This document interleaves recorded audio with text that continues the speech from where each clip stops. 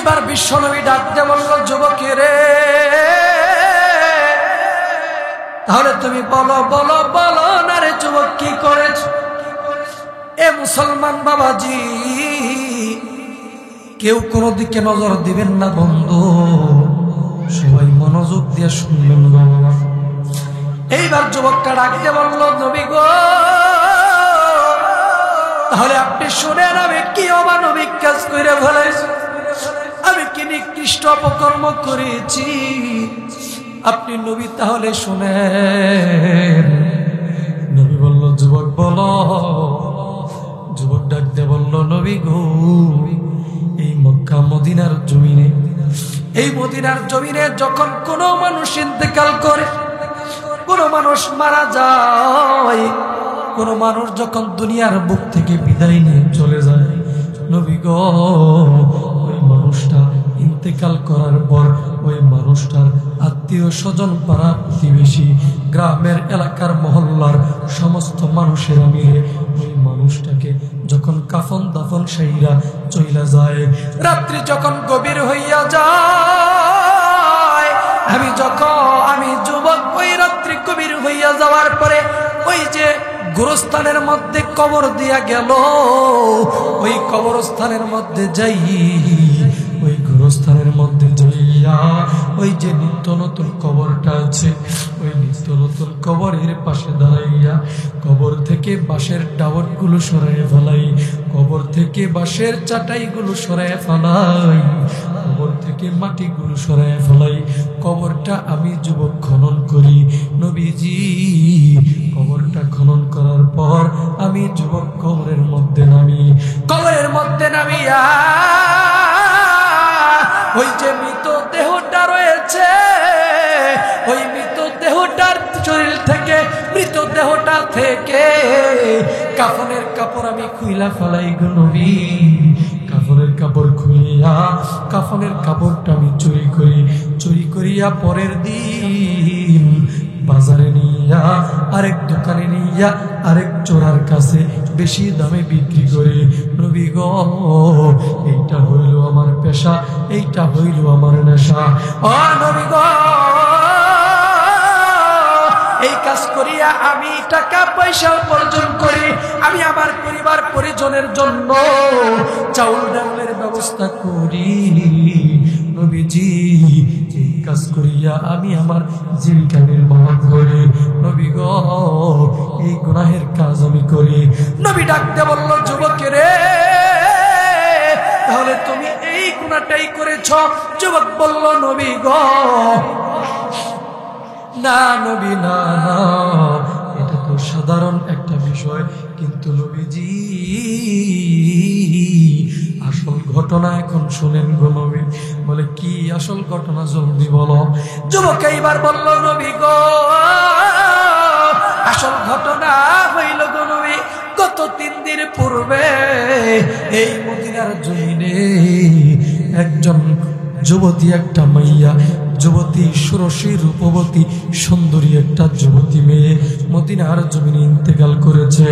এই মেয়েটার মতো সুন্দরী মেয়ে মদিনার জমিনে আর একটাও ছিল না। নবী গো, এই সুন্দরী মেয়েটা গত 3 দিন পূর্বে মদিনার জমিনে মারা গেল, ইন্তেকাল করলো, দুনিয়া থেকে বিদায় হইয়া গেল। দুনিয়া থেকে বিদায় হইয়া যাওয়ার পর এই মেয়েটার বাবা, ভাই, আত্মীয় স্বজন, পাড়া প্রতিবেশী, গ্রামের এলাকার মহল্লার সমস্ত মানুষেরা মিলিয়া এই মেয়েটাকে সুন্দর কইরা বড়ই পাতার গরম জলে গোসল দিয়া, আতর গোলাপ সুরমা মাখাইয়া, সুন্দর কইরা কাফন দাফন সেইরা, জানাজার নামাজ সম্পন্ন কইরা, কাফন দাফন সেইরা যখন আপন মানুষগুলা যখন বিদায় হইয়া গেল, রাত্রি যখন গভীর হইয়া গেল, আমি যুবক রাত্রির বেলায় কবরস্থানের মধ্যে গেলাম। কবরস্থানের মধ্যে যাইয়া ওই যে নিত্য নতুন কবরটা দিল।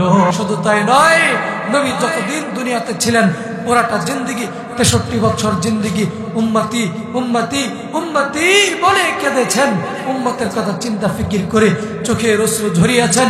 শুধু তাই নয় মুসলমান, নবী যেদিন দুনিয়ার থেকে বিদায় হয়ে চলে যাবেন, সেই আজরাইলের সামনেও কঠিন মুহূর্তেও কঠিন সময়েও নবীজি তিনি তার নিজের কথা চিন্তা করেন নাই, ফাতিমার কথা চিন্তা করেন নাই, হাসান হুসাইনের কথা চিন্তা করেন নাই, তিনি তার নিজের আহলে বায়াতের কথা চিন্তা করেন নাই, নিজের পরিবার পরিজনের কথা চিন্তা করেন নাই, নিজের সংসারের কথা চিন্তা করেন নাই। আমাদের গুনাহগার উম্মতের জন্য চিন্তা করেছেন, উম্মতের কথা চিন্তা ফিকির করে চোখের অশ্রু ঝরিয়েছেন, চোখের পানি ঝরাইয়াছেন। শুধু তাই নয়, কাল কিয়ামতের মাঠ যখন কায়েম হয়ে যাবে, কাল কিয়ামতের কঠিন ময়দানে যখন অর্ধহাত উপরে সূর্য চলে আসবে, আর এই সূর্য যখন সোজা পিঠ দিয়ে তাপ দিতে থাকবে, সূর্যের সোজা পিঠের তাপে অনেক নাফরমান গুনাহগার বান্দাদের মাথার মগজগুলো টাস টাস টাস টাস করে ছিঁড়তে থাকবে, গলতে থাকবে। অনেক নাফরমান বান্দারা রক্তপুঞ্জের নদীতে সাঁতার কাটতে থাকবে। অনেক নাফরমান গুনাহগার বান্দারা আল্লাহর আরশের নিচে ছায়া পাবে না।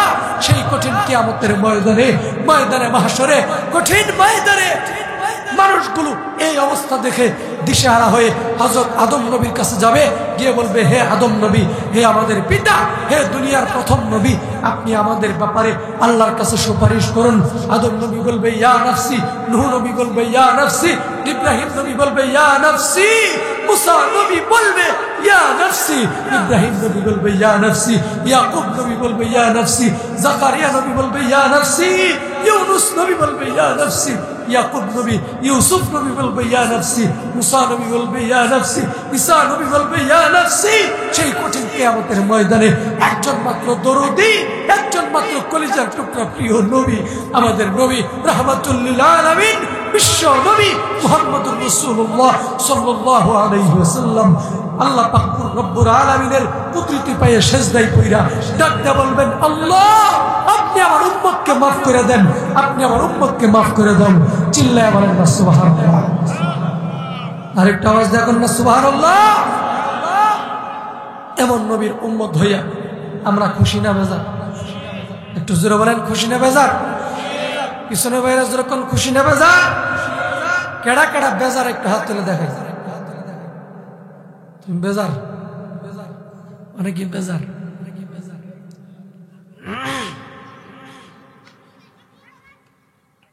বুঝতে পারে নাই কথা কোন ঠিক কিনা?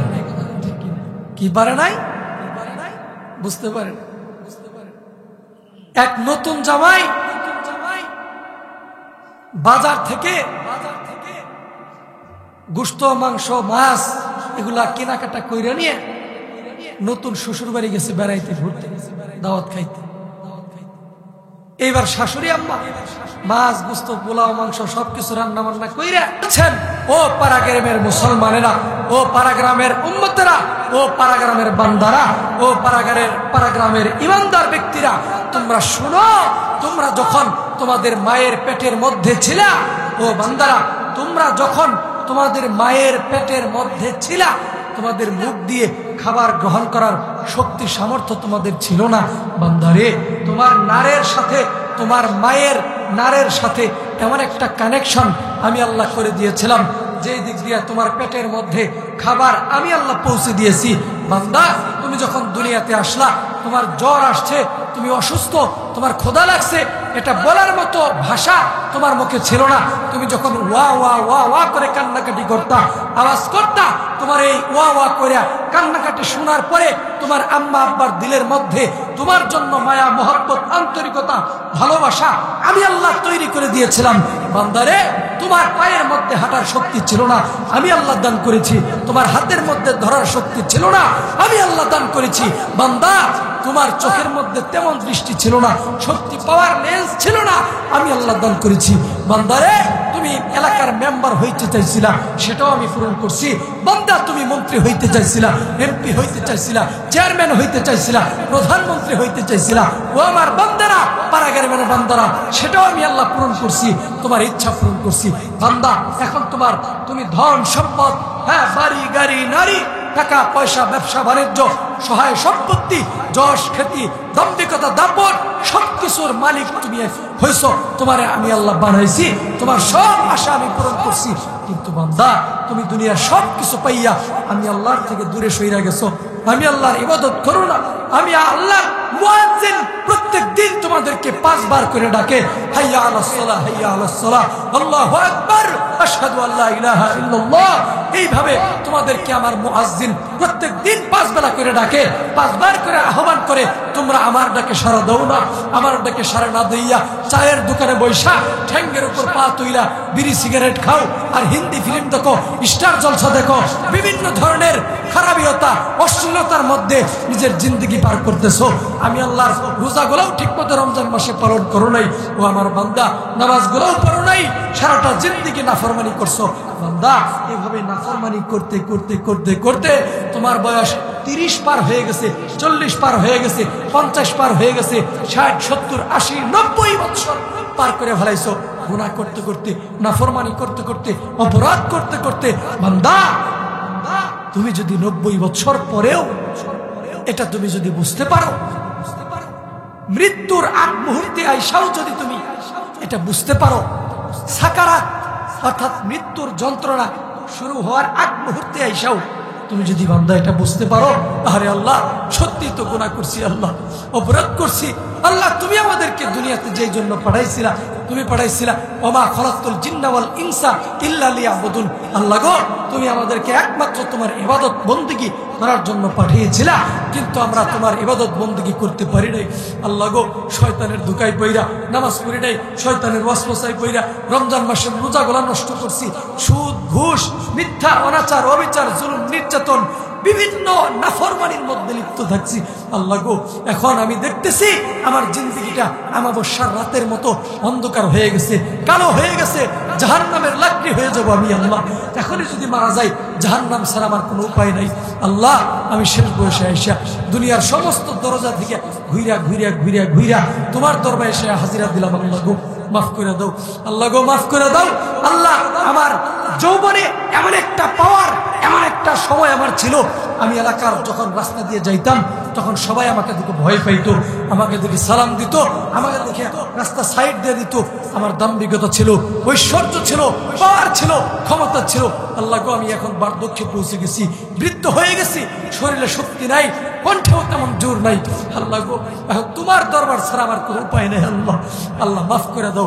আল্লাহ বলছে, বান্দা, তুমি যদি শেষ বয়সে আইসা সারা জিন্দগি অপরাধ করছো, গুনাহ করছো, নাফরমানি করছো, বান্দা, তুমি যদি শেষ মুহূর্তে আইসা এরকম ভাবে তোমার গুনার দিকে লজ্জিত হইয়া উপলব্ধি করতে পারো, আর আমি আল্লাহর দরবারে ফেরত এসে 2 ফোঁটা চোখের পানি ভালাইয়া কাঁদতে পারো, আর তাওবা নাসুহা করতে পারো, প্রকৃতপক্ষে তাওবা করতে পারো, আমি আল্লাহ তোমাদের জিন্দগির সব গুনাহ মাফ করে দেব। জোরে বলেন না সুবহানাল্লাহ। আর একটু আওয়াজ দেখুন না সুবহানাল্লাহ। আল্লাহ পাক এই কথাগুলাই এই আয়াতের মধ্যে বলেছে। আমি যে আয়াত তেলাওয়াত করেছি, আল্লাহ পাক বলছে, ইয়া আইয়ুহাল্লাযীনা আমানু তুবু ইলাল্লাহি তাওবাতান নাসুহা। বান্দা, তোমরা যদি খাঁটি দিলে তাওবা করতে পারো, প্রকৃতপক্ষে যদি তাওবা করতে পারো, প্রকৃতপক্ষে খাঁটি দিলে তাওবা কোনটা? যেমন আপনি তাওবা করতেছেন, আল্লাহ মাফ করে দাও, গুনাহ করছি, চুরি করছি, ডাকাতি করছি, আল্লাহ মাফ করে দাও। এটা মুখে মুখে বলতেছেন, কিন্তু অন্তরের মধ্যে আছে, দূর আজকে মাফ চাই, কালকে সুযোগ পেলে আবার চুরি করব। এরকম যদি দিলের মধ্যে আরেক রকম নিয়ত থাকে, তাহলে কি প্রকৃতপক্ষে তাওবা হবে? প্রকৃতপক্ষে খালেস তাওবা হবে? হবে না। তাহলে মুখের মধ্যে যেটা থাকবে, অন্তরের মধ্যেও সেটা থাকবে। প্রকৃতপক্ষে গুনাহ থেকে ফিরে এসে মাপ চাইতে হবে, আল্লাহর দরবারে ফেরত আসতে হবে। আল্লাহ বলছে, বান্দা, তুমি যদি এইভাবে খাটিয়ে দিলে যদি তাওবা করতে পারো, তাহলে আমি আল্লাহ পাক রব্বুল আলামিন তোমাদের তাওবাকারী ব্যক্তিদের জন্য 2টা পুরস্কার ঘোষণা করে দিলাম। জোরে বলেন না সুবহানাল্লাহ। এবার আপনারা বলেন, তাওবাকারী ব্যক্তিদের জন্য আল্লাহ পাক রব্বুল আলামিন কয়টা পুরস্কার ঘোষণা করেছেন? এই ভাইয়ের, এই পাশের ভাইরা জোরে আওয়াজ দেন, কয়টা? আর একটু জোরে বলেন, কয়টা? 2টা পুরস্কার। 1 নাম্বার পুরস্কার, আসা রব্বুকুম আইয়ুকাফিরু আনকুম সাইয়্যাতিকুম। আল্লাহ বলছে, বান্দা, তোমরা যদি খাঁটি দিলে তাওবা করতে পারো, তাহলে 1 নাম্বার পুরস্কার আমি তোমাদেরকে দিব, তোমাদের জিন্দেগীর সব গুনাহ আমি আল্লাহ মাফ করে দেব। জোরে বলেন না সুবহানাল্লাহ। জিন্দেগীর গুনাহ মাফ করে দিবে, এটা কয় নাম্বার পুরস্কার? আওয়াজ দেখুন, কয় নাম্বার? 1 নাম্বার। এখন আমরা বললাম আল্লাহ, তাহলে 2 নাম্বার পুরস্কার কি? আল্লাহ বলেন বান্দা এর কথা বলে কি? আমরা বললাম আল্লাহ 2 নাম্বার পুরস্কার তাহলে কি? তখন আল্লাহ বলেন 2 নাম্বার পুরস্কার হইল ওয়ায়ুদখিলাকুম জান্নাতিন তাজরি মিন তাহতিহাল আনহার। এমন একটা জান্নাতের মধ্যে আমি তোমাদেরকে ঢুকাইয়া দেব, এমন একটা জান্নাতের মধ্যে আমি তোমাদেরকে প্রবেশ করাইয়া দেব, যেই জান্নাতের নিচে কল কল কল কল করে ঝর্ণা প্রবাহিত থাকবে। খালিদিনা ফিহা, সেই জান্নাতের মধ্যে তোমরা চিরকাল সুখে শান্তিতে বসবাস করতে থাকবা। জিল্লা বলেন না সুবহানাল্লাহ। এবার আপনাদের কাছে আমার প্রশ্ন, তাওবাকারী ব্যক্তিদের জন্য আল্লাহ পাক কয়টা পুরস্কার ঘোষণা করছে? 2টা। 1 নাম্বার পুরস্কার গুনাহ মাফ করে দিবে, আর 2 নাম্বার পুরস্কার জান্নাত দিয়া আমাকে আপনাদেরকে ধন্য করে দিবে। জোরে বলেন না সুবহানাল্লাহ। তাহলে আমরা কি এই 2টা জিনিস চাই? সবাই চান? আল্লাহ আমাদের গুনাহ মাফ করে দেখ এবং জান্নাত দিয়ে দেখ, এটা এই 2টা আমরা চাই? সবাই চান তো? তাহলে আমরা সবাই যদি এই 2টা জিনিস চাই, সর্বপ্রথম আমাদেরকে কি করতে হবে? আল্লাহর দরবারে ফিরত আসতে হবে। জীবনে যে যে ধরনের গুনাহ করছেন সব গুনাহ থেকে ফিরত এসে আল্লাহর দরবারে চোখের পানি ফেলাইয়া আল্লাহর দরবারে কান্ত হয়ে আর তাওবা করতে হবে। আল্লাহকে মাফ করে দেওয়ার জীবনে করবো না, এরকম ভাবে কাকতি মিনতি কইরা অনুনয় বিনয় কইরা আল্লাহর কাছে কি করতে হবে? তাওবা করতে হবে। এবার আপনাদের প্রশ্ন হইতে পারে, হুজুর আমরা জীবনে অনেক নাফরমানি করছি, অনেক গুনাহ করছি, ঠিক মতো 5 ওয়াক্ত নামাজ পড়তে পারি নাই হুজুর, রমজান মাসের রোজা গুলো এলোমেলো করে কাটাই দিছি হুজুর গো, সুদ ঘুষ বিভিন্ন নাফরমানি বেঈমানি করতে করতে জীবনটা শেষ করে লাইছি। এখন আমরা তাওবা করতে চাই হুজুর, কিন্তু কোন পদ্ধতিতে তাওবা করলে আল্লাহ পাক গুনাহ মাফ করবে এবং আমাদের জন্য জান্নাতের সার্টিফিকেট দিয়ে দিবে? আপনারা কি সেই পদ্ধতিটা শুনবেন? কোন পদ্ধতিতে তাওবা করলে আল্লাহ গুনাহ মাফ করে দিবে এবং জান্নাত দিয়ে দিবে? আমি কি আপনাদেরকে বলবো? সবাই শুনবেন? আমার ভাইরা, আমার বন্ধুগণ, পাড়া গ্রামের মুসলমান বন্ধুরে,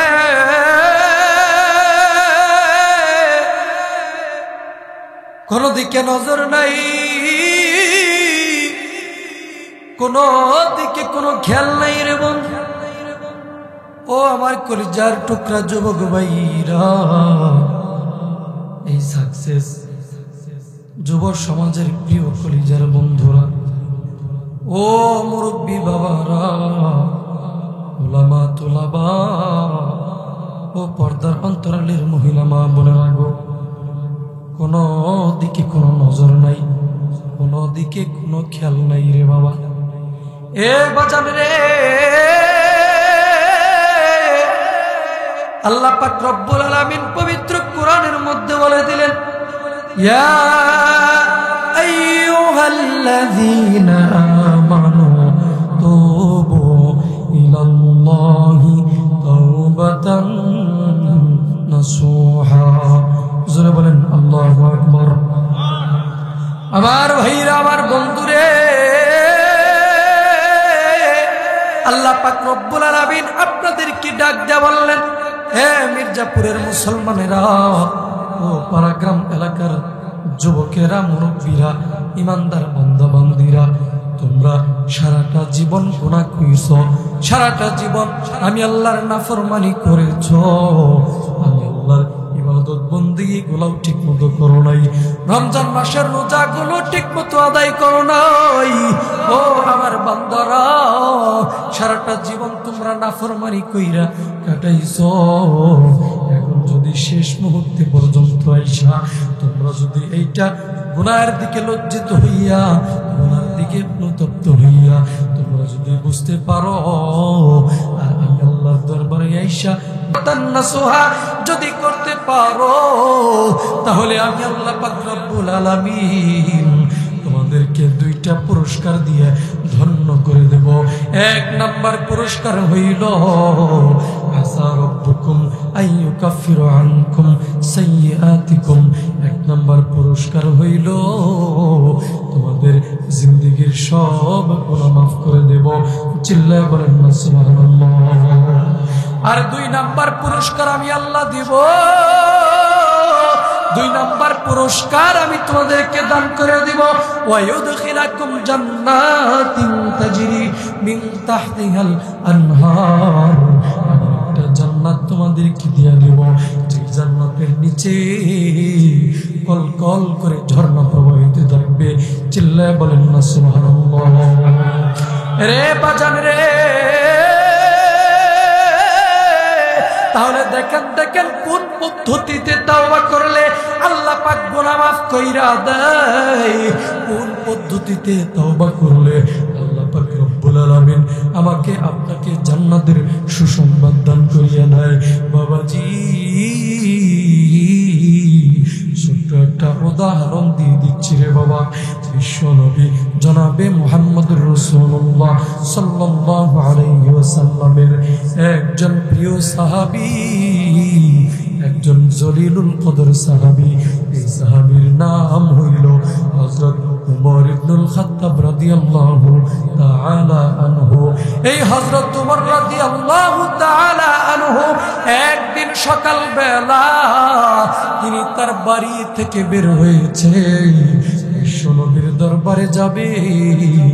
আপনাদের কাছে আমি জানতে চাই, হযরত উমর রাদিয়াল্লাহু তাআলা আনহু তিনি তার বাড়ি থেকে বের হয়েছে সকালবেলা কার দরবারে যাওয়ার জন্য?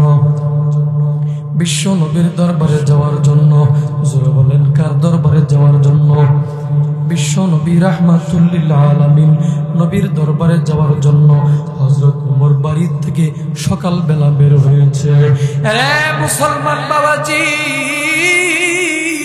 যখন হযরত উমর বাড়ি থেকে বের হয়ে গেল, বাড়ি থেকে বের হওয়ার পর হাঁটি হাঁটি পা পা করিয়া যখন রাস্তার মাঝামাঝি পর্যন্ত চইলা গেল, রাস্তার মাঝামাঝি পর্যন্ত যাইয়া বাবাজি নজর কইরা দেখলো একজন কম বয়সের একজন যুবক, সুন্দর চেহারাওয়ালা একজন যুবক, কম বয়সের একটা যুবক রাস্তার পাশে হাউ মাউ করে কান্নাকাটি করে, চোখের পানি ফেলায় ফেলাইয়া কান্নাকাটি করে, শুধু চোখের পানি ফেলাইয়া বুক ভাসায় দিচ্ছে, চোখের পানি ফেলাইয়া দাড়ি ভিজাই দিচ্ছে। বাজান রে,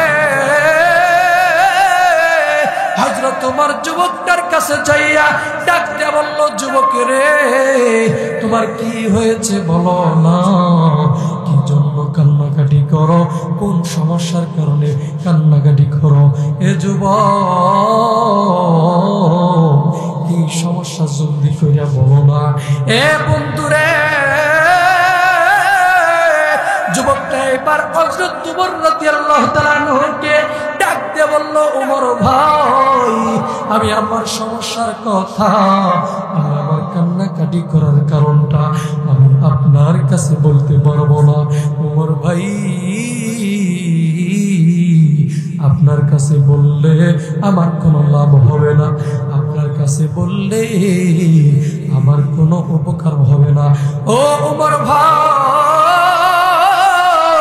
আমি আপনার কাছে বলতে পারবো না গো ওমর ভাই, কিন্তু ওমর ভাই শুইনা রাখেন, আমি জীবনে অনেক বড় অপরাধ আমি কইরা ফেলাইছি, অনেক বড় নাফরমানি নিকৃষ্ট অপকর্ম গুনাহের কাজ আমি কইরা ফেলাইছি। ওমর ভাই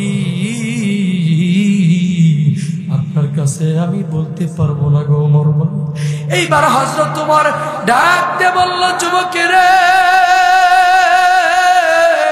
তাহলে তুমি কি এমন গুনাহ করলা রে যুবক, যে গুনাহ আমার কাছে বলতে পারবা না? কি হয়েছে বলো না, দেখি আমি কোনো সমাধান করতে পারি কিনা, দেখি আমি কোনো ফয়সালা করতে পারি কিনা। এ বন্ধু, এবার যুবকটা আরো জোরে জোরে মাটির মধ্যে গইরাইয়া গইরাইয়া চোখের পানি ফালায়া ফালাইয়া কান্নাকাটি শুরু কইরা দিল, মাটির মধ্যে গড়াগড়ি শুরু কইরা দিল। বাজান রে, এইবার হযরত ওমর আবারও যখন ধাক্কা দিয়ে ডাকতে বলল, যুবক তোমাকে আবারও জিজ্ঞাসা করতেছি, যুবক কি হয়েছে বলো না, কি সমস্যার কারণে কান্না করো, কোন কারণে তুমি কান্না করে বলো না। এইবার যুবকটা ডাকতে বলল, ওমর ভাই আমি আমার সমস্যার কথা আপনার কাছে বলতে পারবো না, কিন্তু আপনার কাছে আমার একটা অনুরোধ। বলে কি অনুরোধ করবা করো। বলে অনুরোধটা হইল আমার, আপনি কি আমাকে রাহমাতুল্লিল আলামিন জনাবে মুহাম্মদুর রাসূলুল্লাহ সাল্লাল্লাহু আলাইহি ওয়াসাল্লামের দরবারে কি আপনি আমাকে নিয়ে যাইতে পারবেন কিনা? ও ওমর ভাই, আপনি যদি আমাকে বিশ্ব নবীর দরবারে নিয়ে যান, আমি আমার মনের দুঃখগুলা, আমি আমার কান্নাকাটি করার কারণটা আমি আমার নবীর কাছে খুলে খুলে বলবো। আমার মনে হয় আমার নবী আমার একটা সমস্যার সমাধান কইরা দিব, আমার একটা ফয়সালা কইরা দিব। এইবার হযরত ওমর ডাকতে বলল, যুবক রে, তোমাকে আমি নবীজির দরবারে নিয়ে যাব, কিন্তু শর্ত আছে একটা। বলে কি শর্ত বলো না। শর্তটা হইল, তুমি নবীর সামনে যাইয়া কোন রকম কোন বেয়াদবি কোনো কথা বলতে পারবা না, কোনো খারাপ কোনো আচরণ করতে পারবা না, এমন কোনো কথা বলতে পারবা না যেই কথার কারণে আমার নবী দিলের মধ্যে ব্যথা পায়, আমার নবী মনের মধ্যে কষ্ট পায়। রে যুবক, আপনার আমাদের নবীর সামনে যাইয়া মাথা নিচের দিকে দিয়া বসে থাকতে হবে রে যুবক, প্রয়োজনের বাহিরে কোনো কথা কিন্তু বলতে পারবো না। এরে বন্ধু, এইবার যুবকটা ডাক দিয়ে বলল, ওমর ভাই আপনার শর্ত আমি মাইনা নিলাম, আপনার শর্ত আমি মাইনা নিলাম গো ওমর ভাই, আপনি আমাকে নিয়ে যান, নবীজির দরবারে নিয়ে যান। এবার পয়গম্বর বিশ্বনবী জনাবে মুহাম্মদুর রাসূলুল্লাহ সাল্লাল্লাহু আলাইহি ওয়াসাল্লামের দরবারে হযরত ওমর যুবকটাকে নিয়া হাঁটি হাঁটি পা পা করিয়া রওনা হয়ে গেল। বাবাজি হাঁটি হাঁটি পা পা করিয়া যুবকটাকে নিয়া হযরত ওমর নবীজির দরবারে পৌঁছে গেল। চিল্লায় বলেন না আল্লাহু আকবার। আরেকটু আওয়াজ দিয়ে বলেন না আল্লাহু আকবার। রে বন্ধুরে, এইবার হযরত ওমর রাদিয়াল্লাহু তাআলা আনহু নবীজির দরবারে পৌঁছার পর যুবকটাকে ঘরের বাহিরে দাঁড় করাইয়া হযরত ওমর একাই নবীজির ঘরের মধ্যে ঢুকলো। ঢোকার পর নবীজির সাথে সালাম বিনিময় করলো। সালাম বিনিময় করার পর নবীজির সামনে হযরত ওমর দাঁড়িয়ে গেল। বিশ্বনবী ডাকতে বলল, ওমর রে, আমি জীবনে কোনদিন তোমাকে চোখের পানি ফেলাইতে দেখি নাই, তোমাকে কোনদিন কান্নাকাটি করতে দেখি নাই।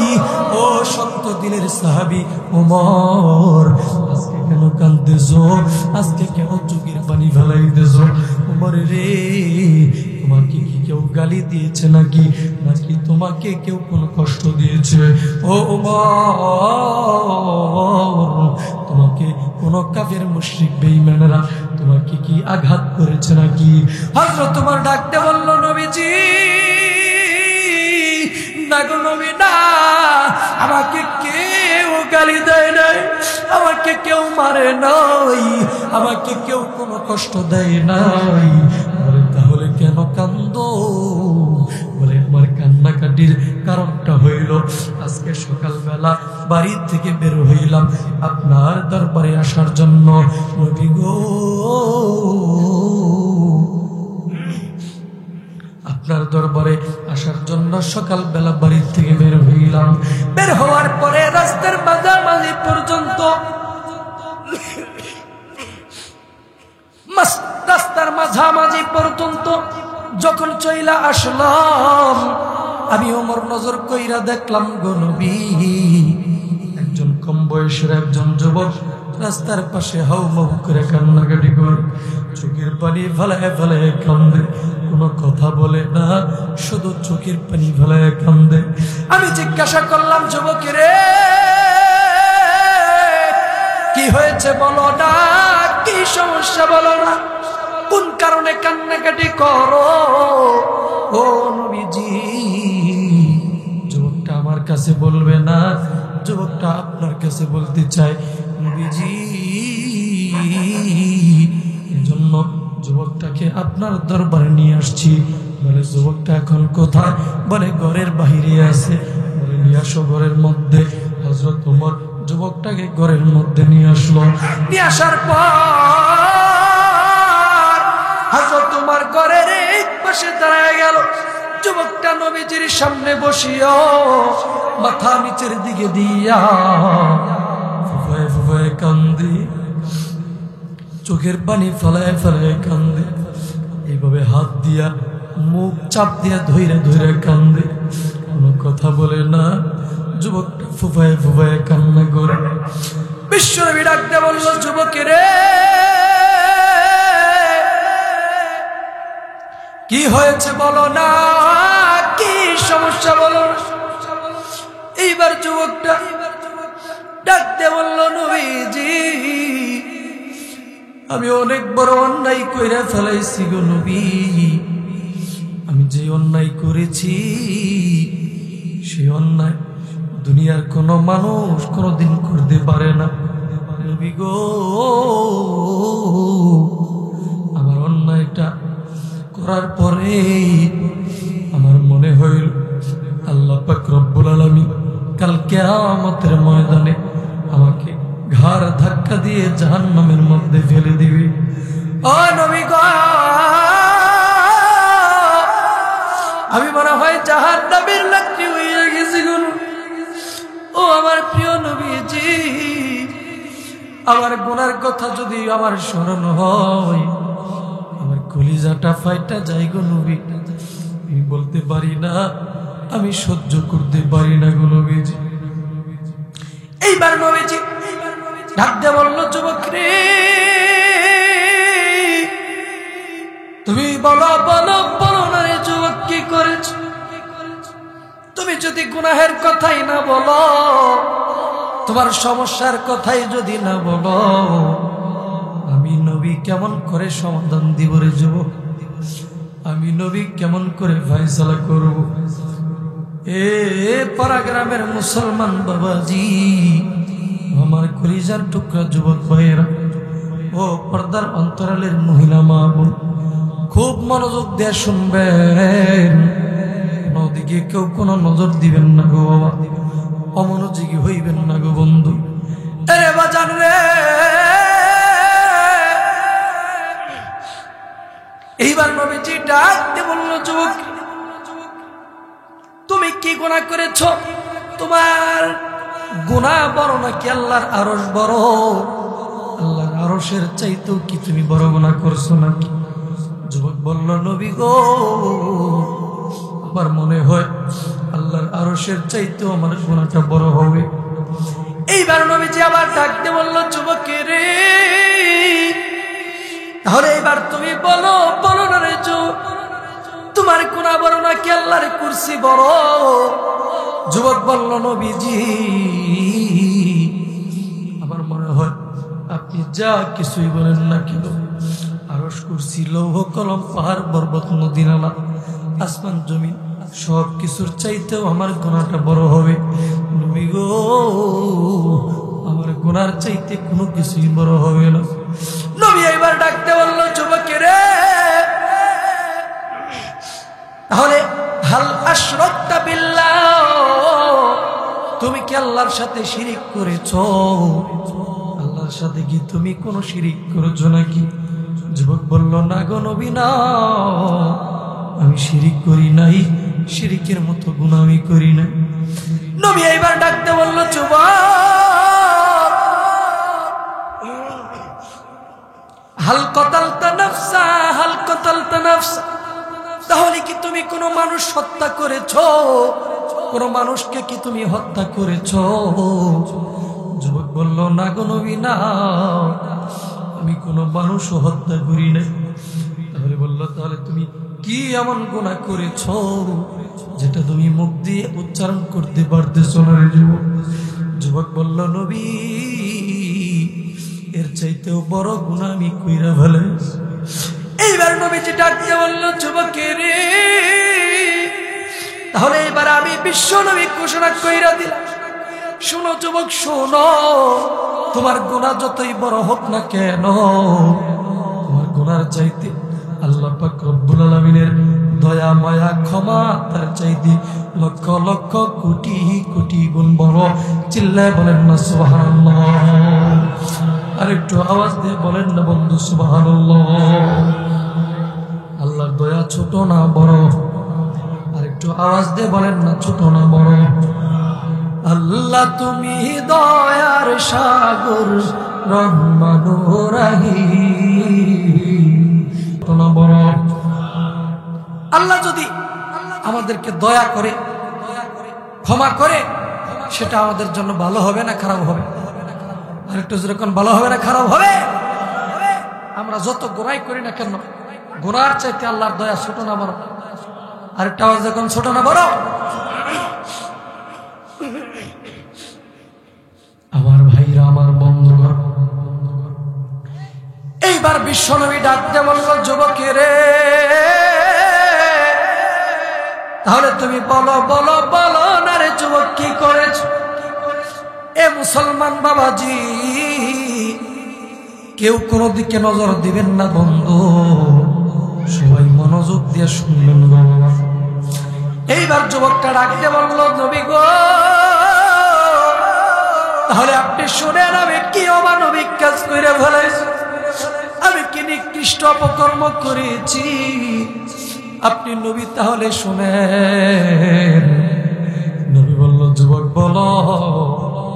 যুবক ডাকতে বলল, নবী গো, এই মক্কা মদিনার জমিনে, এই মদিনার জমিনে যখন কোনো মানুষ ইন্তেকাল করে, কোনো মানুষ মারা যায়, কোনো মানুষ যখন দুনিয়ার বুক থেকে বিদায় নিয়ে চলে যায়, নবী গো, ওই মানুষটা ইন্তেকাল করার পর ওই মানুষটার আত্মীয় স্বজন, পাড়া প্রতিবেশী, গ্রামের এলাকার মহল্লার সমস্ত মানুষেরা মিলে ওই মানুষটাকে যখন কাফন দাফন সেইরা চইলা যায়, রাত্রি যখন গভীর হইয়া যায়, আমি যুবক ওই রাত্রি গভীর হইয়া যাওয়ার পরে ওই যে গোরস্থানের মধ্যে কবর দিয়া গেল, ওই কবরস্থানের মধ্যে যাই, ওই গোরস্থানের মধ্যে যাইয়া ওই যে নিত্য নতুন কবরটা আছে, ওই নিত্য নতুন কবরের পাশে দাঁড়াইয়া কবর থেকে বাঁশের টাওয়ারগুলো সরাইয়া ফেলাই,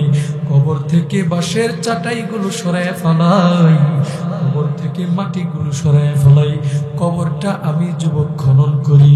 নবীজি কবরটা খনন করার পর আমি যুবক কবরের মধ্যে নামিয়া ওই যে মৃত দেহটা রয়েছে, ওই মৃত দেহটার শরীর থেকে, মৃত দেহটা থেকে কাফনের কাপড় আমি খুইলা ফেলাই গো নবী। কাফনের কাপড় খুলিয়া কাফনের কাপড়টা আমি চুরি করিয়া পরের দিন বাজারে নিয়া, আরেক দোকানে নিয়া, আরেক চোরার কাছে বেশি দামে বিক্রি করে। নবী গো, এইটা হইল আমার পেশা, এইটা হইল আমার নেশা। ও নবী গো, এই কাজ করিয়া আমি টাকা পয়সা উপার্জন করি, আমি আমার পরিবার পরিজনের জন্য চাউল ডাউলের ব্যবস্থা করি। নবীজি এই কাজ করিয়া আমি আমার জীবিকা নির্বাহ করি।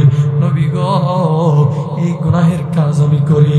নবী ডাকতে বলল, যুবকের রে, তাহলে তুমি এই গুনাহটাই করেছ? যুবক বলল, নবী গো, না নবী না না, এটা তো সাধারণ একটা বিষয়, কিন্তু নবীজি আসল ঘটনা এখন শুনেন গো নবী। বলে কি আসল ঘটনা, জলদি বলো। যুবক এইবার বলল নবী গো, আসল ঘটনা হইল গো নবী, গত 3 দিন পূর্বে এই মদিনার জমিনে একজন যুবতী, একটা মাইয়া যুবতী, ষোড়শী রূপবতী সুন্দরী একটা যুবতী মেয়ে মদিনার জমিনে ইন্তেকাল করেছে। এই মেয়েটার মতো সুন্দরী মেয়ে মদিনার জমিনে আর একটাও ছিল না। নবী গো, এই সুন্দরী মেয়েটা গত 3 দিন পূর্বে মদিনার জমিনে মারা গেল, ইন্তেকাল করলো, দুনিয়া থেকে বিদায় হইয়া গেল। দুনিয়া থেকে বিদায় হইয়া যাওয়ার পর এই মেয়েটার বাবা ভাই, আত্মীয় স্বজন, পাড়া প্রতিবেশী, গ্রামের এলাকার মহল্লার সমস্ত মানুষেরা মিলিয়া এই মেয়েটাকে সুন্দর কইরা বড়ই পাতার গরম জলে গোসল দিয়া, আতর গোলাপ সুরমা মাখাইয়া, সুন্দর কইরা কাফন দাফন সেইরা, জানাজার নামাজ সম্পন্ন কইরা, কাফন দাফন সেইরা যখন আপন মানুষগুলা যখন বিদায় হইয়া গেল, রাত্রি যখন গভীর হইয়া গেল, আমি যুবক রাত্রির বেলায় কবরস্থানের মধ্যে গেলাম। কবরস্থানের মধ্যে যাইয়া ওই যে নিত্য নতুন কবরটা দিল, ওই কবরের পাশে দাঁড়াইলাম। এদিক সেদিক নজর কইরা দেখলাম গো নবী, কোনো মানুষ নাই, কেউ সজাগ নাই, কেউ আমাকে দেখে না। নবীজি, আমি তখন কবর থেকে বাঁশের ডাবটগুলো সরাইয়া, বাঁশের চাটাইগুলো সরাইয়া, মাটিগুলো সরাইয়া কবরটা আমি খনন কইরা ফেলাইলাম গো নবী।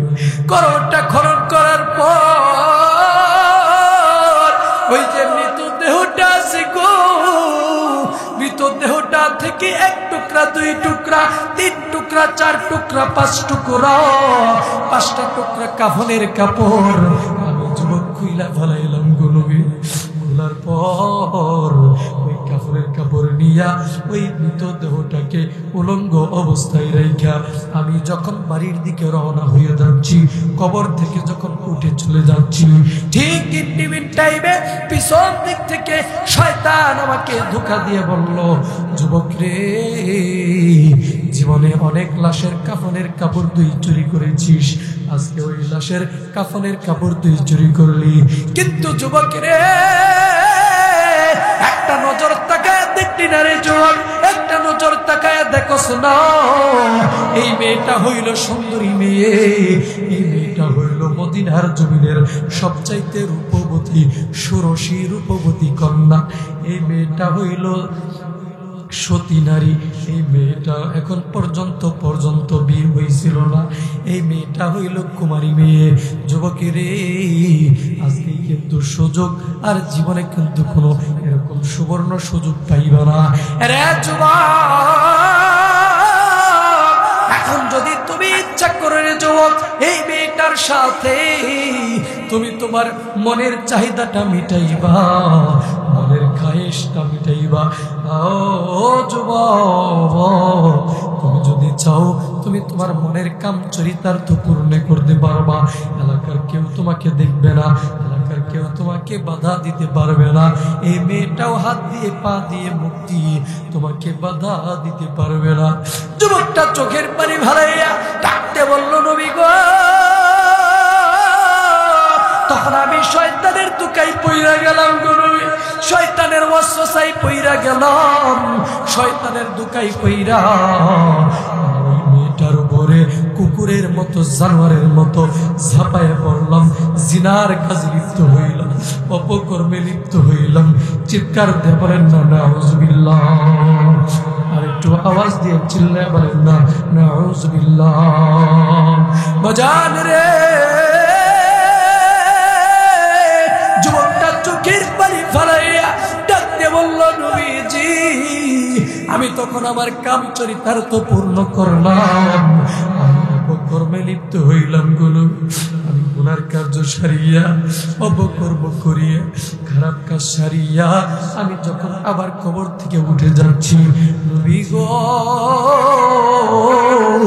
হঠাৎ করে আমার পিছন থেকে আমি শুনতে পাইলাম, আমার মনে হইল আল্লাহ পাক রব্বুল আলামিন মনে হয় ওই মেয়েটার জবান মনে হয় আল্লাহ খুইলা দিছে। মেয়েটার মেয়েলি কণ্ঠে আমাকে ডাকতে বলল, যুবক রে, হ্যাঁ যুবক, তুই কোন এলাকার যুবক রে? তুই, আমার দেহের ভিতরে কোনো কলঙ্ক ছিল না, আমার দেহের ভিতরে কোনো নাপাকি ছিল না রে, আমার দেহের ভিতরে কোনো অপবিত্রতা ছিল না, তুই আমার দেহের ভিতরে কলঙ্ক লাগায় দিলি, আমার দেহের ভিতরে কলঙ্ক লাগাই দিলি, আমার দেহের ভিতরে অপবিত্রতা লাগাই দিলি। ও যুবক, এই এলাকার, এই মদিনার জমিনের অনেক বহুত যুবকেরা আমাকে একটা নজর দেখার জন্য ব্যাকুল ছিল, পাগল ছিল, কিন্তু যুবকের আমি সবসময় পর্দার অন্তরালে থেকেছি, 5 ওয়াক্ত নামাজ আমি আদায় করেছি, এলাকার কোন যুবক আমাকে দেখতে পারে নাই, মদিনার কোন যুবক আমাকে একটা নজর পর্যন্ত দেখতে পারে নাই। এ যুবক রে, আমি হইলাম সতী নারীর যুবক, আমি এই সতীত্ব নিয়া কাল কিয়ামতের ময়দানে পাক রব্বুল আলামিনের দরবারে দাঁড়াইতে চাইছিলাম, আল্লাহ পাকের দরবারে পবিত্র অবস্থায় দাঁড়াইতে চাইছিলাম, কিন্তু যুবক রে, তুই আমাকে নাপাক বানায় দিলি, তুই আমাকে অপবিত্র বানায় দিলি রে যুবক, তুই আমাকে খারাপ বানায় দিলি, কাল কিয়ামতের ময়দানে নাপাক অবস্থায় দাঁড়াবার ব্যবস্থা কইরা দিলি। এরে যুবক,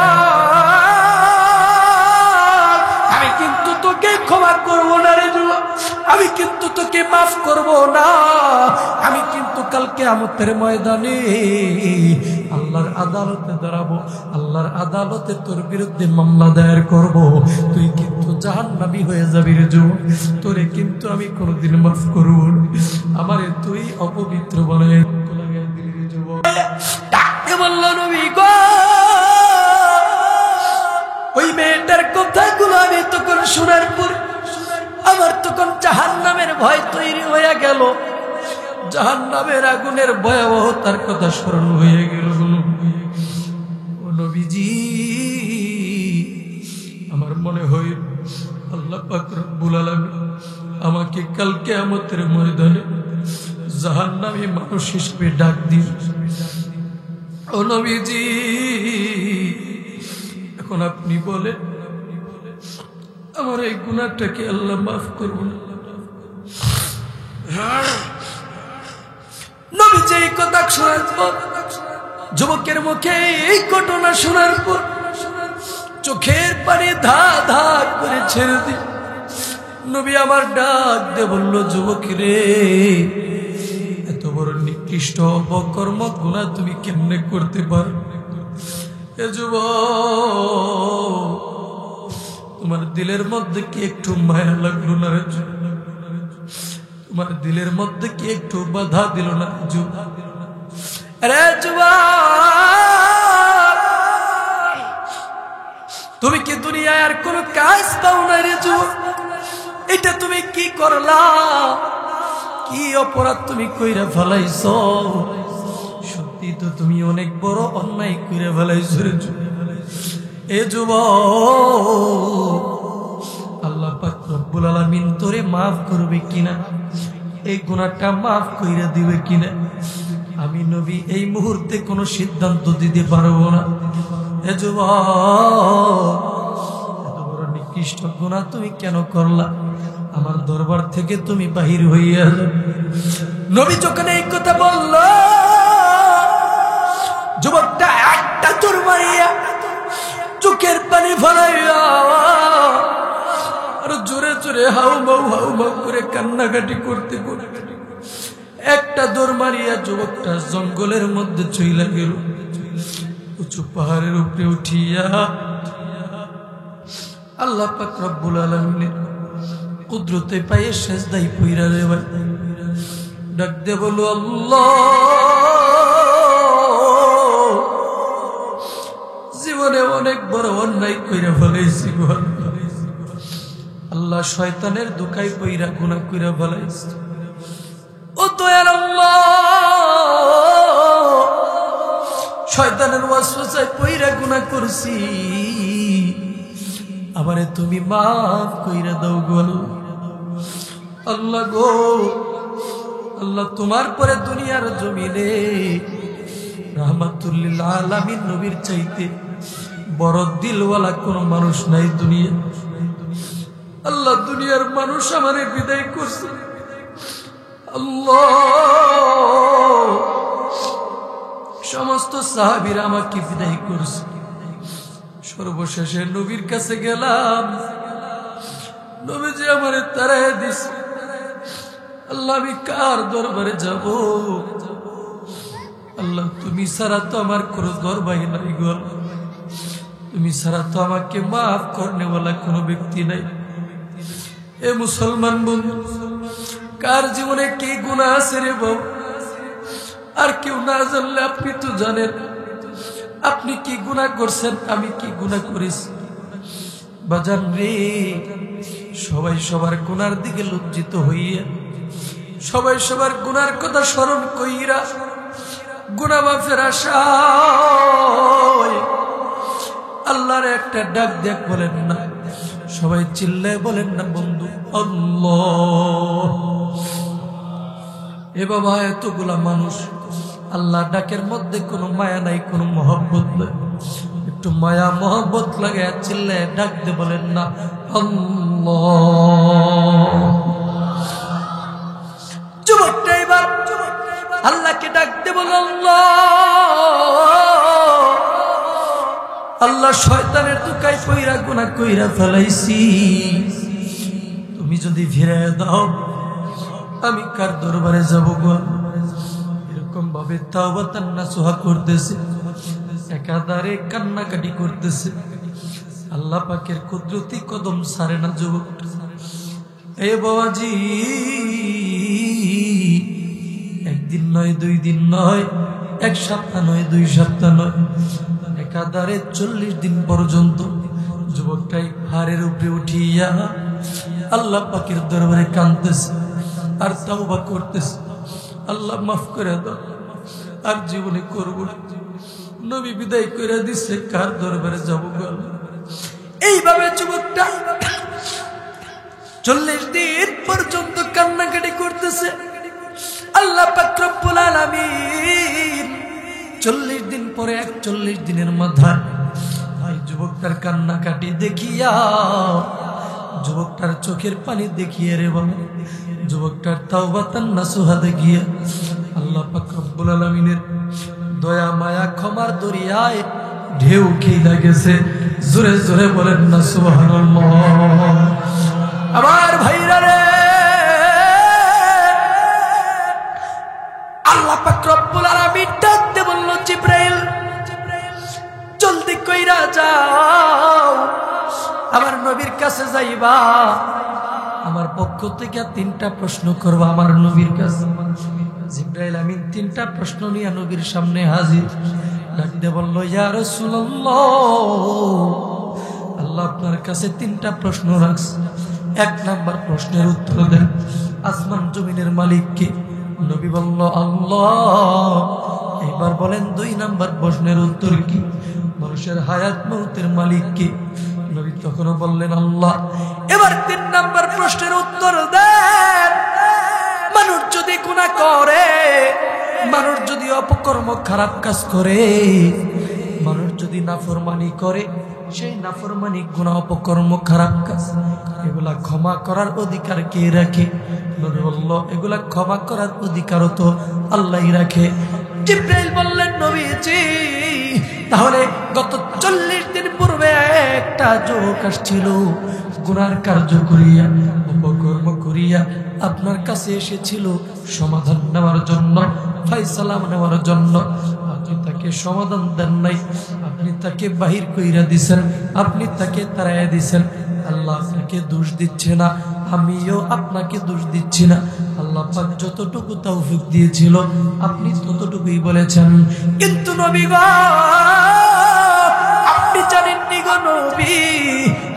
যখন ওই যুবকটাকে বের কইরা দিলেন, যুবকটা একটা দৌড় মারিয়া জঙ্গলের মধ্যে চইলা গেছে গো নবী। আল্লাহ পাকের রব্বুল আলামিনের কুদরতি পায়ে সেজদায় পইরা এমন ভাবে তাওবা করেছে, এমন ভাবে চোখের পানি ভালাইয়া কান্দা কান্দা আল্লাহকে এমন ভাবে রাজি আর খুশি করাইছে। আল্লাহ পাক রব্বুল আলামিন এই যুবকটার তাওবা নাসুহা কবুল আর মঞ্জুর কইরা নিছে। জিন্দেগীর সব গুনাহ আল্লাহ পাক মাফ কইরা দিয়া জান্নাতের সুসংবাদ দিয়া আমি জিব্রাইলকে আপনি নবীর কাছে পাঠিয়ে দিয়েছে। চিল্লায় বলেন না সুবহানাল্লাহ।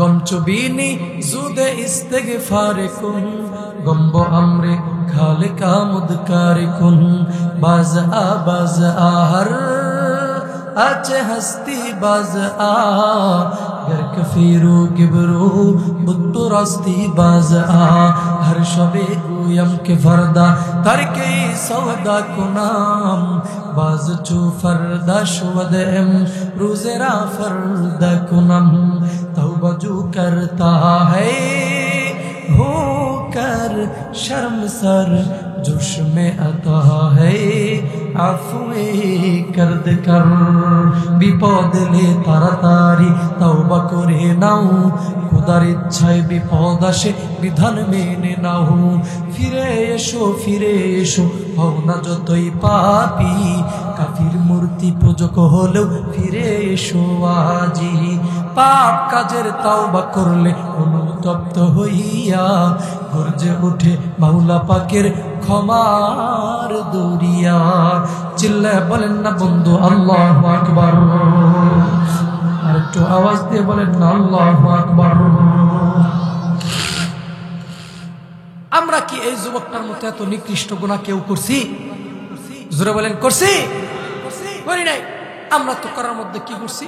হয়তো নামাজ পড়ি নাই, হয়তো রোজা রাখি নাই, হয়তো সুদ খাইছি, হয়তো ঘুষ খাইছি, হয়তো মিথ্যা কথা বলছি, হয়তো আরেকজনকে অন্যায় ভাবে কষ্ট দিছি, এগুলাই তো করছি। এর চাইতে বড় নিকৃষ্ট গুনাহ ওই যুবকের মতো কবরে ঢুইকা তো অপকর্ম করি নাই। কথা কোন ঠিক কিনা? তাহলে যে আল্লাহ এই যুবকটাকে এত বড় অপকর্ম করার পরেও তাওবা নাসুহা করার পরে আল্লাহ পাক মাফ করে দিছে, সেই আল্লাহ এখনো আছে না নাই? আরেকটু জোরে কোন আছে না নাই? আমরাও যদি আমাদের গুনার দিকে লজ্জিত হইয়া আল্লাহর কাছে ক্ষমা চাই, তাওবা করি, আল্লাহ আমাদেরকেও মাফ করবে কি করবে না? একটা আওয়াজ দেখুন, করবে কি করবে না? তাহলে সবাই হাত তোলেন, সবাই হাত তোলেন বন্ধু, সবাই হাত তুলছেন? জোরে বলেন আল্লাহ, আরেকটু জোরে কোন আল্লাহ।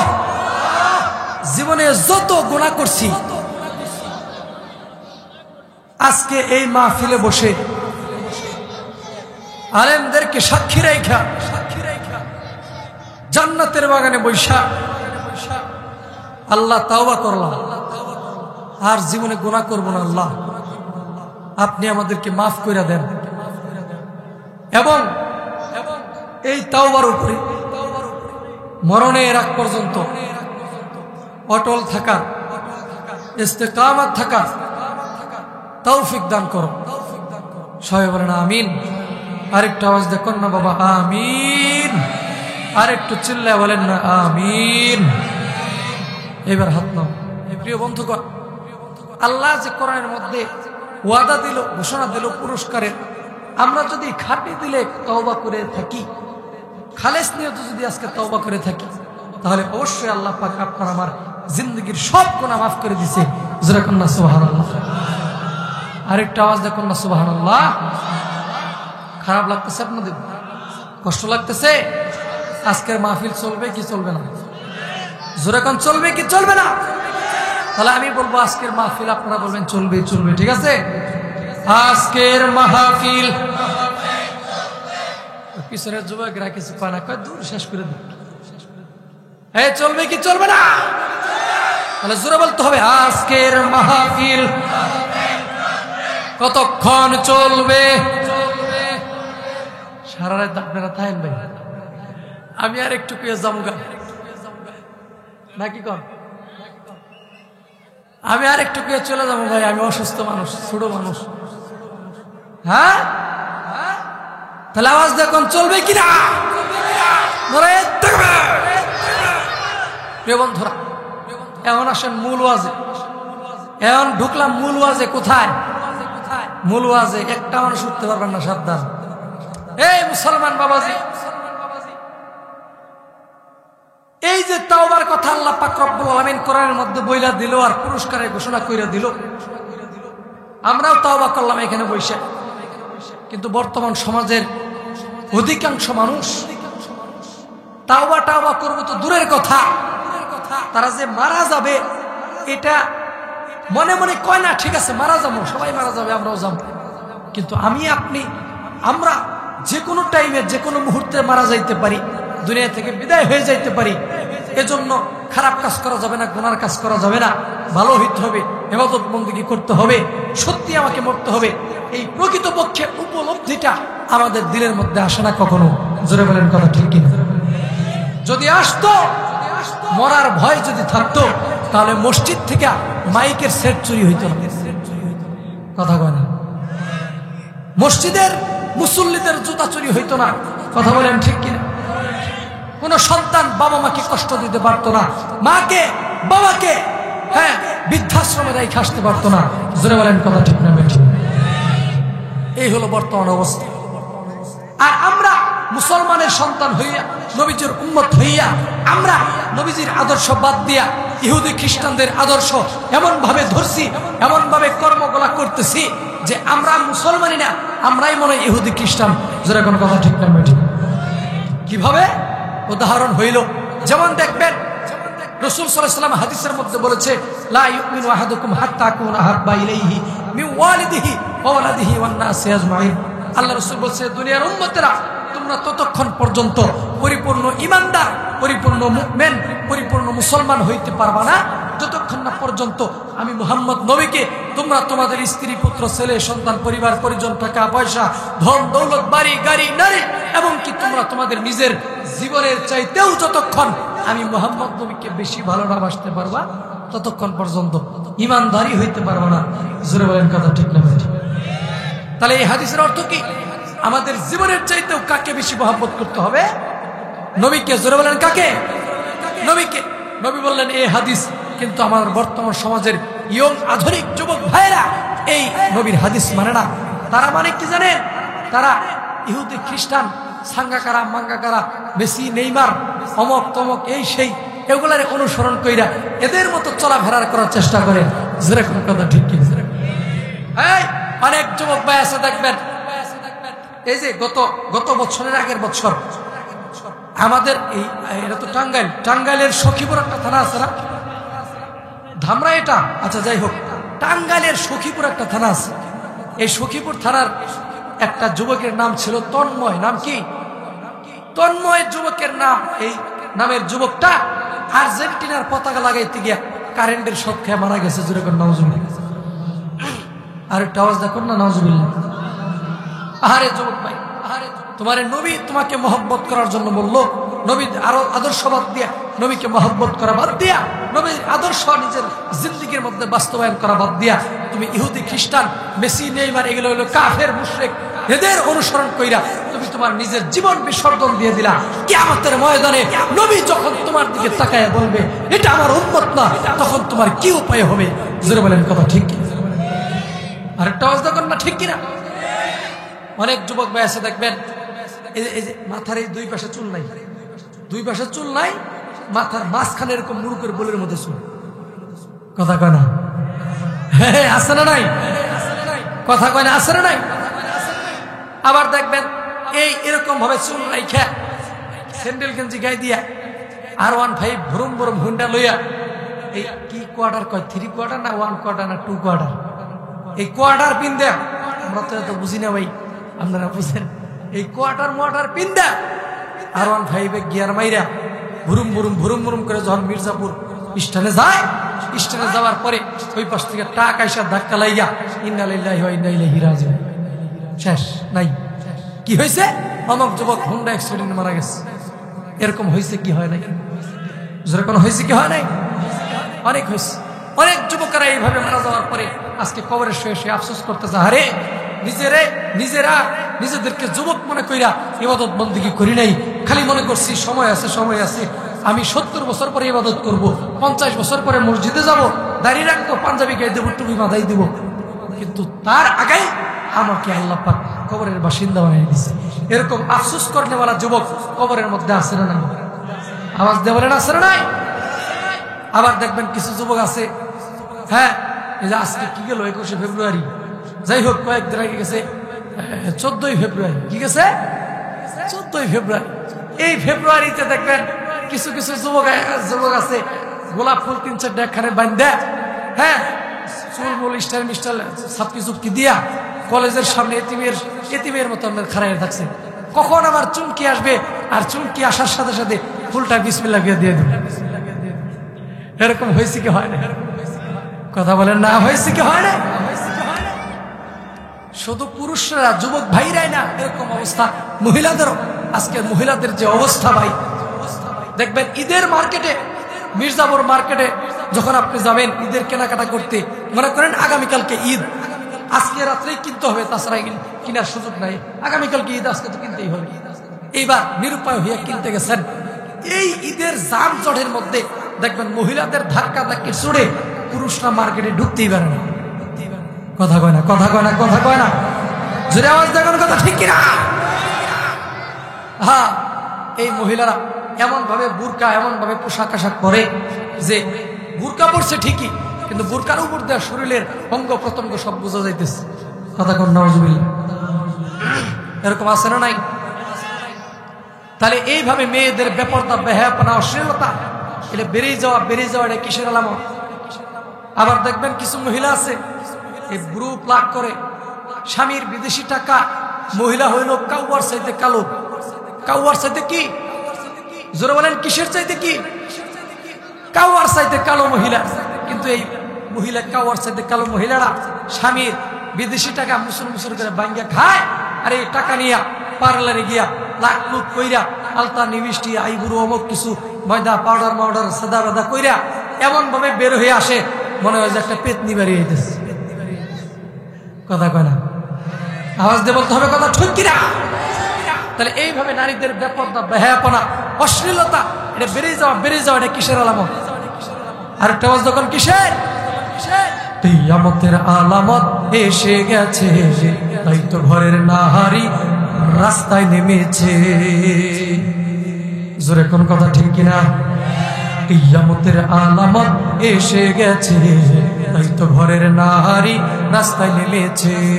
বুরকা পরা বুরকা ছাড়া হাট বাজারে ঘুরে তারা, বুরকা পরা বুরকা ছাড়া হাট বাজারে ঘুরে তারা, কেউ বা আবার বুরকা পরে মুখটা খোলা রেখেছে।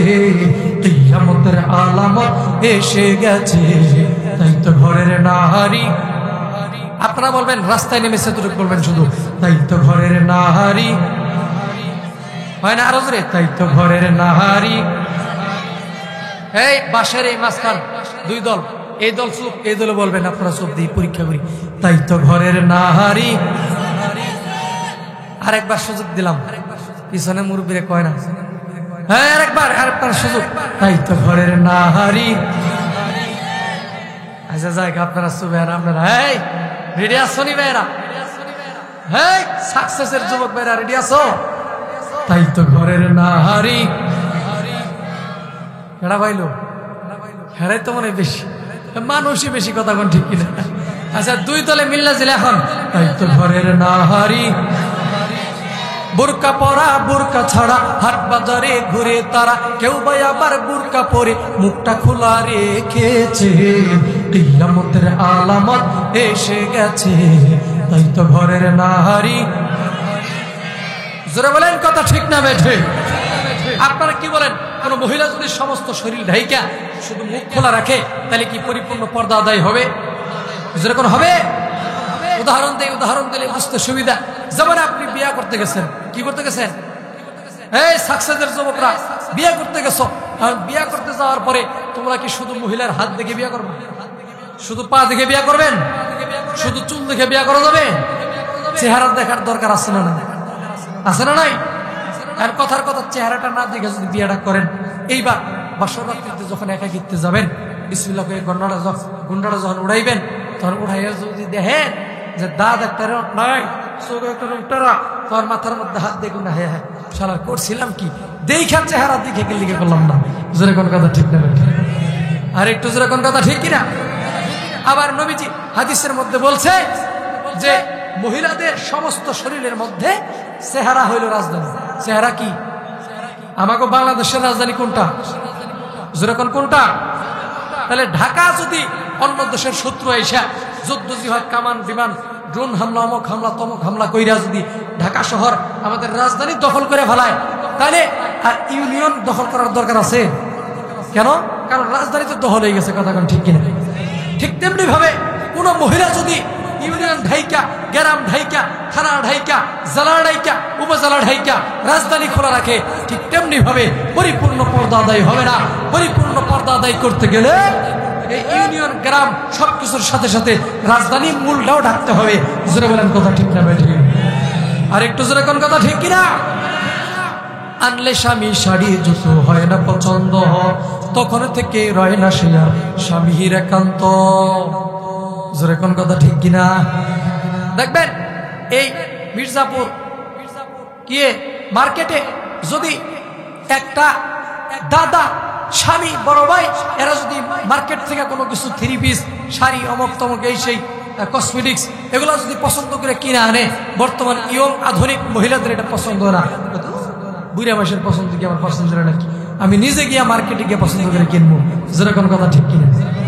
আর স্বামী বেচারা নিরুপায়, কি করবো? যৌতুক নিয়ে বিয়ে করছে, বউর উপর দিয়ে কিছু করতে পারে না, খালি বউ যা কয় খালি স্বামী কয় হু হু করে, খালি হু হু করে করে জীবন পার করতেছে, কিছু করার সুযোগ নাই, কারণ যৌতুক নিয়ে বিয়ে করছে। এইবার নিরুপায় হইয়া এই যুবক, এই বেড়া মহিলারে বউরে কি করছে? মার্কেটে নিয়ে গেছে। নিয়ে যাওয়ার পরে এই মহিলা সেলসম্যানের সাথে, দোকানদারের সাথে কত হাসিতে খুশিতে, হেলিতে দুলিতে, মজায় মজায় কথা বলতেছে।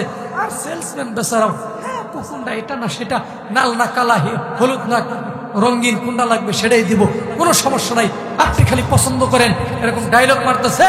আর পিছনে এতিমের মতো স্বামী ব্যাগটা নেমনে হা করে হারিয়ে দিয়েছে, কারণ কিছু কওয়ার সুযোগ নাই, যৌতুক নিয়ে বিয়ে করছে। কথা কোন ঠিক কিনা? আর একটু যেরকম কথা ঠিক কিনা? তাহলে যৌতুক নিয়ে বিয়ে করা যাবে? যেরকম করা যাবে? আনলে স্বামী শাড়ি জুতো হয় না পছন্দ, তখন থেকে রয় না সে আর স্বামীর একান্ত। মুখ ফোলাইয়া গাল ফোলাইয়া স্বামী থেকে রয় সরিয়া। জোরে কোন কথা ঠিক কিনা? মুখ ফোলাইয়া গাল ফোলাইয়া স্বামী থেকে রয় সরিয়া। ভাত খাবে না স্বামীর সাথে গুসা করেছে, কিয়ামতের আলামত এসে গেছে, তাই তো ঘরের নারী, জোরে তাই তো ঘরের নারী। হাট বাজারে মার্কেটে যাও দেখবে শুধু নারী, আরে কেউ ভাই আবার সেজে গুজে করছে দোকানদারি। আরে জোরে কন্যা কথা ঠিক কিনা? এই মোড়ের মধ্যে যদি 20টা দোকান থাকে, এই 20টা দোকানের মধ্যে যদি একজন দোকানদার মহিলা থাকে আর বাকিগুলোর মধ্যে যদি পুরুষ দোকানদার থাকে, এবার আপনারা কোন বিকেল বেলা চায়ের আড্ডায়, নির্বাচনের চায়ের আড্ডায় বিকেল বেলা কোন দোকানে কাস্টমার বেশি হবে? কথা কয় না কোন দোকানে? শুধু মহিলার দোকানেই না, কিছু কিছু মুরব্বী আছে দেখবেন নামাজ নাই, কালাম নাই, ওযু নাই, গোসল নাই, ঈমান নাই, ইবাদত নাই, কিছুই নাই, ঠ্যাং একটা কবরে গেছে গা। হে বেড়াও শীতের মধ্যে কাঁপতে কাঁপতে যাই এখন সাহেব আলী একটা পান দেশে কাঁচা সবারই জর্দা দিয়ে শরীরটাকে গরম করে নেই। কথা বলেন ঠিক না? আওয়াজ দেখুন, কথা ঠিক কিনা? এরকম আছে না নাই? হাট বাজারে মার্কেটে যাও দেখবে শুধু নারী, আরে কেউ ভাই আবার সেজে গুজে করছে দোকানদারি। আরে সবকিছুতেই আছে নারী, কেউ বা চালায় হুন্ডা গাড়ি। জোরে কেউ কথা ঠিক কিনা? বলে সমান অধিকার, পুরুষ সবারে আমরা ফার্মুলা কিনলি এদিকে সমান অধিকারের স্লোগান তৈরা ভুরুম ভুরুম করে এমনি বইয়া চালায়। কথা কোন ঠিক কিনা? পর্দা নাই, কিচ্ছু নাই। কথা কোন ঠিক কিনা? সবকিছুতেই আছে নারী, কেউ বা চালায় হুন্ডা গাড়ি, কেউ বা অফিস আদালতে পর্দা ছাড়া চাকরি করেছে, কিয়ামতের আলামত এসে গেছে, তাই তো ঘরের নারী। এই যে কথাগুলো বললাম, এগুলো কি সত্য বললাম না মিথ্যা বললাম? সমাজের বাস্তবতার সাথে মিল আছে না নাই? আছে না নাই? তো আমাদের বর্তমান সমাজের মেয়েরা এমন ভাবে, কিছু কিছু আধুনিক দায়ুস মহিলারা এমন ভাবে চলাফেরা করে, এমন ভাবে চলাফেরা করে। কিন্তু আল্লাহ পাক রব্বুল আলামিন পবিত্র কোরআনের মধ্যে কি বলছে? আল্লাহ বলছে ওয়াকরনা ফি বুয়ুতিকুন্না ওয়ালা তাবাররুজনা তাবাররুজাল জাহিলিয়াতিল উলা। আল্লাহ কোরআনের মধ্যে বলে দিয়েছে, ও দুনিয়ার মহিলারা শোনো, তোমরা জাহিলি যুগের দায়ুস মহিলাদের মতো সাজ সজ্জা কইরা বাহিরে বের হয়ে না। যদি বাহিরে বের হওয়ার প্রয়োজন হয় পর্দা সহকারে বের হও। তুমি বাজারে যাও, সমস্যা নাই, পর্দা সহকারে যাও। হাটে যাও, রাস্তায় হাঁটো, অমুক জায়গায় যাও, হাসপাতালে যাও, যে কোনো জায়গায় যাও, চাকরি বাকরি সব করো, কিন্তু পর্দা অনুযায়ী ইসলামের বিধিবিধান মেনে তারপরে করো। জোরে বলেন কথা ঠিক না ভাই? জোরে কোন কথা ঠিক কিনা? মহিলারা আমার শুনতেছে না? শুনতেছে কিনা? এনারা কইব হাই হাই রে, এতক্ষণ তো হুজুর মোটামুটি দেখলাম ঠিক আছে, কিন্তু এখন ওর ঘটনাটা কি বুঝলাম না। হুজুরের সমস্যাটা কি? হুজুর দিয়ে আমগর বিরুদ্ধে কথা কওয়া শুরু করে দিল, আমগর স্বাধীনতার বিপক্ষে অবস্থান নিতেছে। আগে যদি জানতাম তাহলে হুজুরে আসার পরে হুজুরের আমরা খাবারই দিতাম না। কথাটা ঠিক কিনা? আমি আপনাদের কাছে জানতে চাই, আমি কি আমার মহিলা মামুনদের বিপক্ষে কথা কইতেছি? স্বাধীনতার বিপক্ষে অবস্থান নিছি? না, আমি তো সরল মানা মহিলা মামুনদেরকে, দায়ুস মহিলা যারা যারা জাহান্নামের দিকে আগায় যাইতেছে তাদের থেকে সাবধান সতর্ক করে দিতেছি। কারণ জামানাটা হলো জাহিলি যুগের মতোই পরাপরি কাছাকাছি চলে আসছে। যেটা কোনো কথা ঠিক না বেটি? আমার ভাইরা, আমার বন্ধুগণ, ও মহিলা মা বোনেরা গো, আমি তো আপনাদের বিরুদ্ধে কথা বলার জন্য আসি নাই। আমি তো আপনাদের বিপক্ষে স্বাধীনতার বিরুদ্ধে কথা বলার জন্য আসি নাই। আমি আপনাদের পক্ষে কথা বলার জন্য আসছি। ও মা গো, আপনারা যদি ভালো হইয়া যান, আজকেও আপনাদের পেট থেকে জন্ম নেবে শাহজালাল শাহ পরাণ। জোরে কোন কথা ঠিক কিনা? মা গো, আপনাদের মতো মা ছিল মা খাদিজা, আপনাদের মতো মা ছিল মা আয়েশা, আপনাদের মতো মা ছিল ফাতিমা, আপনাদের মতো মা ছিল বাইজিদ বুস্তামির মা, আপনাদের মতো মায়ের মতো মা ছিল